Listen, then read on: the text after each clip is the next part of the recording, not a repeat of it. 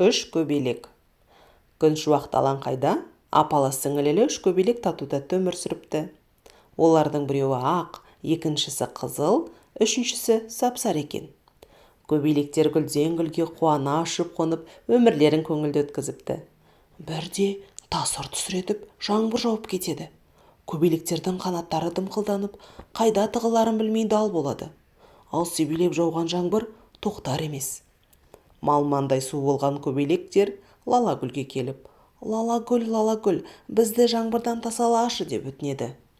Лалагүл: жарайды, ақ көбелектің түсі маған ұқсайды екен, мені саяласын, ал қызыл, сары көбелек басқа жерге тығылыңдар, дейді.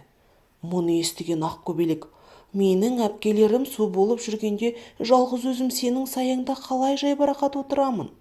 Оларды да тасаңа тыға алмасаң, онда мен де отырмай-ақ қояйын, деп ұшып кетеді. Үшеуі ұшып келеді. Жаңбырда қоятын түрі жоқ.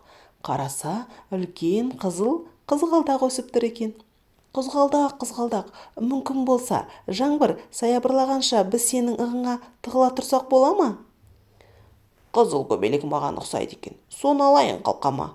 Ал ақ көбелек пен сары көбелек басқа орын іздесін, дейді қызғалдақ.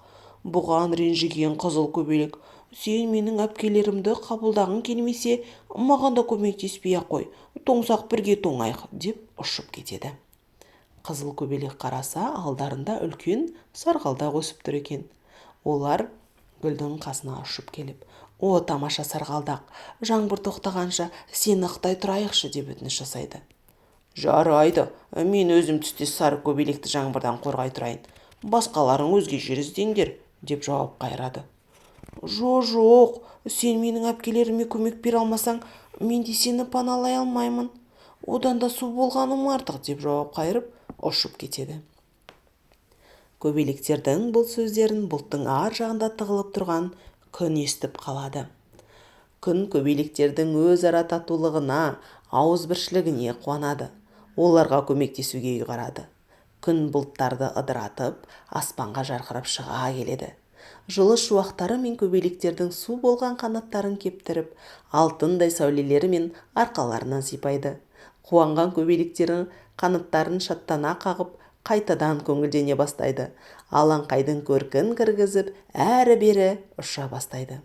Бірақ мұнан кейін олар ешқашан Лалагүл, қызғалдақ және сарғалдақ деген гүлдерге қонбайтын болыпты. Шын достар, тек қиындықта сыналады деген сөз содан қалса керек.